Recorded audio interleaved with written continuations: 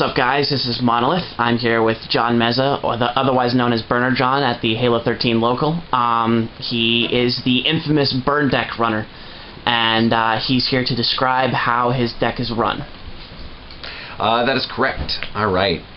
Getting into a burn deck, it's unique because there's no set cards that go in a burn deck. X-Sabers, Sams, they all have sort of their Samurai cards, their X-Saber cards, you know, so on and so forth. Burn is sort of throughout every format. You got to sort of mix and match with your specific burn concept. This one is a reverse burn.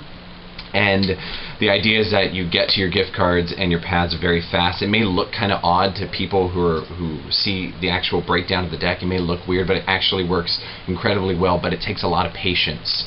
It's the kind of deck that most people don't do well with whenever I let them use it, because you've got to be patient with it. You've got to sort of let things play out.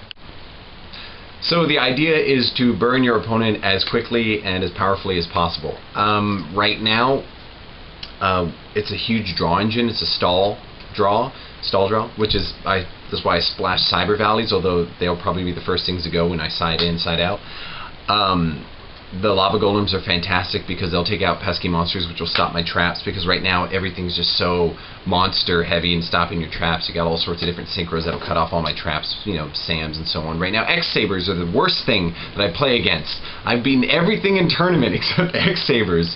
I think you guys have met a guy named Top before. He's a bastard. He always beats me. But so far the burn has been great. Luckily, it's for not being a top tier deck. It runs incredibly fast. People aren't ready for it. It's very annoying, and I tend to do very well with it. Between dualities, recklesses, allure, upstarts, I tend to get to the burn pretty quickly. It works out well. I was saying that you have to be patient with this deck. Most people aren't very good at running it because they want to move quickly. You have to choose your timing correctly with it. Wait till your opponent sets everything at the end of their phase so that you can activate your traps without being, you know, MST'd and so on and so forth. It's very, very useful, but everything should be chainable, and it should be done with intelligence, because you could easily shoot yourself in the foot by trying to activate a gift card and they Book of Moon your nurse, and then you've just given them 3,000 life points, and that sucks.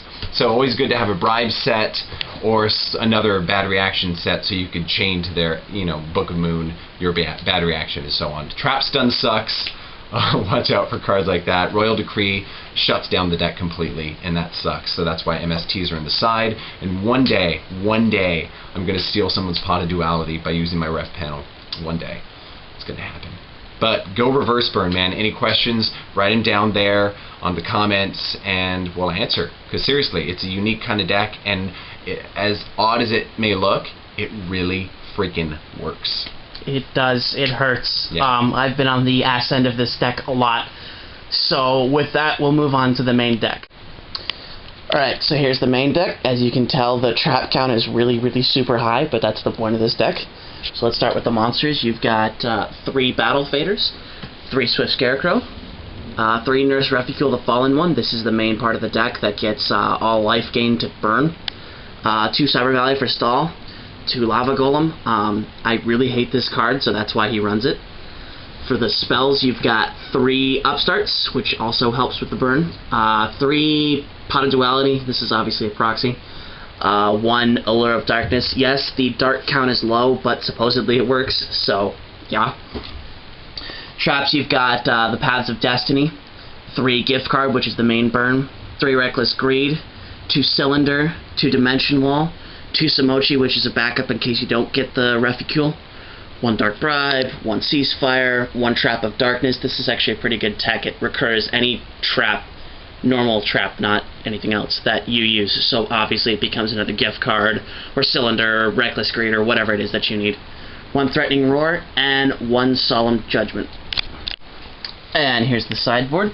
2 Penguin Soldiers for obvious reasons. Old Vindictive Magician, it just pops a monster. Volcanic Queen is the counter to Naturia Bamboo Shoots. Basically, Bamboo Shoot stops this deck in its tracks. You pop, if your opponent only has 1 monster, you can't use the Lava Golem on it, so you use Volcanic Queen on it, which it just tributes 1 monster. So, 3rd Lava Golem. DD Crow to target Sabers and Sams. MST for Decree and Oppression if you need to.